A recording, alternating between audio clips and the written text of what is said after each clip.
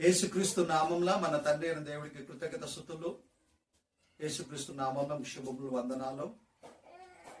December మాసం 31 తేదీలో మనం ఉన్నాం కనుక రాత్రంతా ప్రార్థనలు గడుపుతూ ఉదయం 12 గంటల గురించి అర్ధరాత్రి 12 దాటితే ఉదయం అవుతుంది కనుక మరో తేదీలుగా పడతాం కనుక అనేకమైన సంఘాలలో ఎదురు చూస్తుంటారు ఎప్పుడు 12 అవుతుందా అని. అక్కడ లోకస్తులు ఎదురు చూస్తారు, క్రైస్తవేతలు ఇదే విధంగా. వాళ్ళ విధానం వేరే ఉండొచ్చు, వేరే పద్ధతిగా ఆలోచిస్తుండొచ్చు వాళ్ళు. మన వాళ్ళేమో దేవుడి సన్నిధిలో ప్రార్థనలు ఉంటూ ఎదురు చూస్తారు. మొత్తానికి వాళ్ళు కలిసి ఎదురు చూసేది దేని గురించి అంటే 12 ఎప్పుడు దాటుతుందా అని చూస్తారు. అంటే కాలం గురించి కనిపెడతారు. ఎప్పుడు 12 దాటి 1 నిమిషం అవుతుందా, హ్యాపీ న్యూ ఇయర్ అని గట్టిగా అరవటం లోకస్తులు చేసే పని ఇది.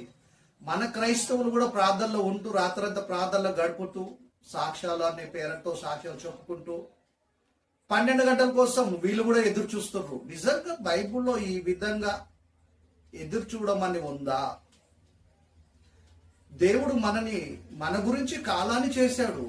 కాలం గురించి మనని దేవుడు పుట్టించలేదు. మనుషుల కోసం కాలాన్ని చేశాడు, విశ్వాన్ని చేశాడు. కానీ విశ్వం కోసం కాలం కోసం మనుషులు కాదు. కాలం మన గురించి, విశ్వం మన గురించి చేశాడు దేవుడు. అనంత విశ్వాన్ని, సృష్టిని మనుషుల కోసం, తన పిల్లల కోసం చేశాడు. కాలాన్ని కూడా తన పిల్లల కోసం చేశాడు. సూర్యచంద్ర నక్షత్రాన్ని కూడా మన కోసమే చేశాడు. భూమిని మన కోసమే తింపుతున్నాడు. దేవుడు పిల్లల మనము, సాక్షాత్తు సర్వేశ్వరుని పిల్లల మనము.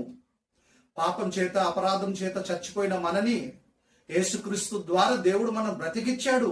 క్రైస్తవులుగా పిలువబడుతున్న మనమును.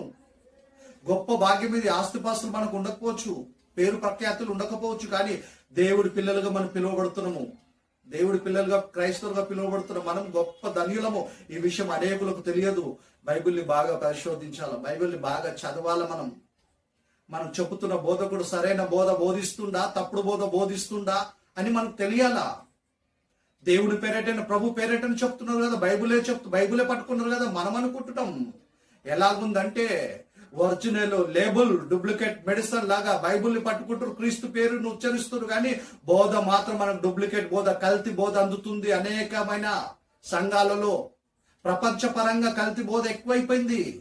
మనకు అందుతున్న బోధ నాణ్యమైందా కాదా అనేది బైబిల్ని బాగా పరిశోధించి మనం చదవాలా. చదువు రాని వాళ్ళ పరిస్థితి